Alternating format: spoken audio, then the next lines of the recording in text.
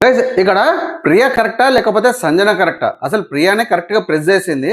But మరి ప్రియాకి అర్థం కాలేదా? 1, 2 సార్లు అప్పీల్ చేశాక తను ఇవ్వకపోతే, శ్రీజ ఇవ్వకపోతే అవును సంజనదే కరెక్ట్ అని చెప్పేసి ఇచ్చేయాల్సిందే. మరి నీకు ఆర్గ్యూ చేయాల్సిన ఇష్టం లేదు అంటే ఆర్గ్యూ చేస్తే గిల్ట్ ఫీల్ అయితాను. అంతగా ఆర్గ్యూ చేశాక నీకు ఇస్తే గిల్ట్ ఫీల్ అయితావు అనుకున్నప్పుడు ఒక్కసారి కాదు, 2 సార్లు కాదు 13-15 సార్లు నువ్వు అప్పీల్ చేసినావు. ఇన్ని సార్లు అప్పీల్ చేసినాక మనకు స్క్రీన్‌లో చూడొచ్చు. ఇన్ని సార్లు అప్పీల్ చేసినావు, తూ అన్నావు, కోపంగా చూసినావు, నోరు తెరిచి గట్టిగా మాట్లాడినావు.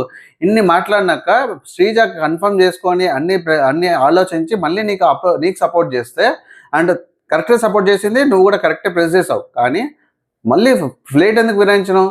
అంటే మళ్ళీ సంజనాకే ఇచ్చేయని చెప్పేసి అంటే నీకు అంతసేపు ఆర్గ్యూ చేసినప్పుడు నీకు అర్థం కాలేదా? జస్ట్ 1 అవర్ షోలోనే 13-15 టైమ్స్ చూపిస్తే 24/7లో ఎన్నిసార్లు నువ్వు ఆర్గ్యూ చేస్తుంటావు, ఎన్ని మాటలు మాట్లాడుంటావు.